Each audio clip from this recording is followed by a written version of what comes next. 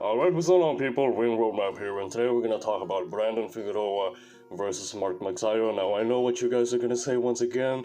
Oh my gosh, you're going to go against a Filipino, and guess what? You're right, bitch. So we're going to talk about why I think Figueroa will win this one, and so let's get right into it. Now, we're going to point out the technical flaw of Brandon Figueroa first, which is that he is susceptible to getting check hook when he throws his straight cross, okay? Now, he does a pretty good job here of staying away from the center, but then again, the problem here is that he's fighting the opposite stance, and he's leaning overly forward, so he's very susceptible to that check hook. And as we know, the left hook of Magsayo is one of his most powerful punches, so he has a pretty good chance of actually landing this, okay? And so I'm not going to take away that Magsayo does have a puncher's chance. If he lands it early, he can win this one. Or he can probably rock Brandon. But hey, Brandon has been hit multiple times, and it's very rare to see him hurt. He just keeps on coming forward, guys. So in my opinion, it is a bad styles matchup. So once again, there he's gonna throw a left hand, a left straight, that is gonna get caught with that check hook. Let's see another one so we can see the pattern. There it is again, okay? Leans overly heavy or leans overly forward. Doesn't take his head away from the center too much. And so he gets caught right there with the check hook, which did not really seem to hurt him.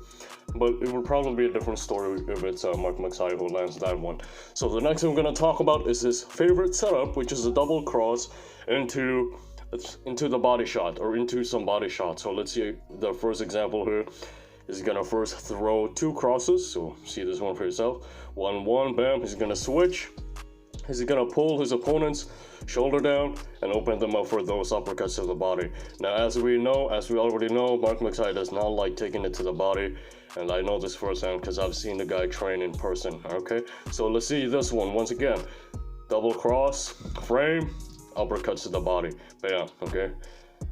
And Magsayo doesn't have the best body shot defense either. So the next one's going to be the safe 1-2s of Brandon Figueroa. Although he gets hit a lot when he throws his left straight from the southpaw stance, he actually does a really good job of throwing the 1-2 from the orthodox stance and not getting countered with it. The reason why is because it takes his head away from the center much better. Okay, so as you can see here, compare it to his left straight from the southpaw stance, where his head stays in the center. For this one, his head actually stays away from the center, and so it's very difficult to land a counter shot when your head is in that safe position. Safe except for the uppercut, okay? You're still susceptible to the uppercut from that position, so it's not really completely safe. So here it is again. I think he's better off throwing the 1-2 from the orthodox stance, because he does a good job of, again, keeping his head away from the center when he does that, instead of, doing it from the southpaw stance. In the southpaw stance, it doesn't really do that.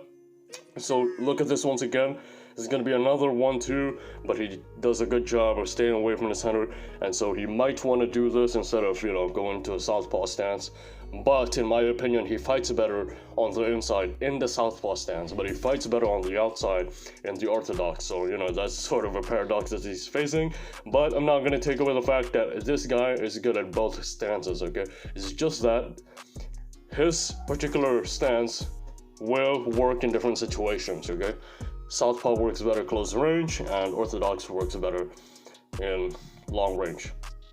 Next thing I'm going to talk about is how he likes to cut off his opponent, or how he likes to stop his opponent's lateral movement with punches. So here you're going to see him stop. First of all, he stops Carlos Castro there from moving left with the right hook. Let's see another one. Here, Castro tried to counter him with a short right. He's going to cut him off again. Bam, right hook again. He's going to stop Castro from moving left. And then here, okay, the bell rang. So let's see another one. Here, let's see where Castro tries to move. He's going to try to move to the right, but then he frames him right here.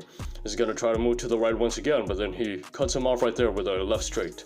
And then he tries to circle, or he tries to pivot around the right side or the left side, but then Figueroa decided to cut him off with a right hook to the body.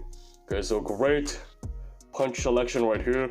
He knows exactly where his opponent is going. There it is again. Castro will try to move right or move left, and then he catches him with his right glove. And then while he's framing the head right here, he's sneaking in some body shots. Okay, great scoring punches here from Figueroa. Then here again, Carlos Castro will try to move left, And there it is, right? He was able to cut him off right there with those punches. Although not a lot of those punches had power, he was able to stop Castro from moving. So this is the same clip actually. So that's the third thing that I would like to talk about. And this will be a really difficult night. The reason why I'm putting this out is because we all know that Mark Magsayo only likes to move, or only likes to circle left. So it's going to be a much more difficult night. Carlos Castro did a pretty good job because he actually knows how to circle left and how to circle right. If you look at the fight with Ceja versus Magsayo, Magsayo only circles left. So it'll be very easy for Figueroa to figure out his lateral movement and to stop him, after a while. If he tries to move right, it's going to be unnatural. Unless, of course, he actually worked on it in this camp and he knows how to circle right now. Unless he knows how to do that, it's going to be a tough night for Mark Magsayo because he's only used to circling left all the time. So it's going to be the calculated pressure. We're going to look at how he pressures his opponent in a calculated way, how he's able to pick his punches well. So for this one, you're going to see how he's able to overwhelm his opponent while maintaining his defense. So there he throws a jab, okay, 2, 3, right? He's not able to counter, or Castro was not able to counter him, and then there, while he's moving laterally, he catches him with 2 jabs, and then right hook here, he ducks down. Right hook to the body again, framing the head, uppercut, hook, bam, body shot, ducks again. Reactive defense, you cannot catch him, in the middle of his combinations. Actually, Fulton, who's a known defensive puncher, also got hit in the process. He wasn't countering Figueroa as we expected. But again, Magsayo's a different guy, Magsayo's a different style, so the hit ability of Figueroa might be different when he faces Magsayo. He might not get hit as much, because as you can see, although he's throwing all of these power punches, right, he's able to block the counter shot. So there he got caught right there with a left hook. But then the next punches, he's able to block almost all of them. He keeps that left glove up, okay, as you can see here. He's able to throw these swings without getting countered in return. And it's a combination of proactive defense, and it's also a combination of fatigue from the part of Carlos Castro. Now imagine Magsayo taking all of these punches. You really think he could time, or he could counter Figueroa to the point where Figueroa will feel hesitant to throw? I don't think so, okay? Now, of course, Figueroa is going to come up in weight, but Figueroa walks around big, so I don't think that size will be a problem. But then here, as you can see, he's very responsible with his defense. So the next thing we'll look at is going to be the shift into a frame. So he's going to switch southpaw, and then he's going to trap the head of his opponent. And again, this will play a big part because Magsayo only circles to the left. So if he's able to switch southpaw and then frame the head of Magsayo while he's moving left, he's going to be able to stop him in his tracks. He's going to be able to stop the lateral movement of Mark Magsayo and eventually trap him on the ropes, overwhelm him with these volume punches. So let's look at another one. Here he's going to be orthodox. Let's see where he starts. He starts orthodox. And then he's going to switch to... Here you go. He's going to switch into a southpaw, or no. Yeah, he didn't get the frame here, but it's the same tactic, alright? He shifts into a different stance, and then he frames the motherfucker later on.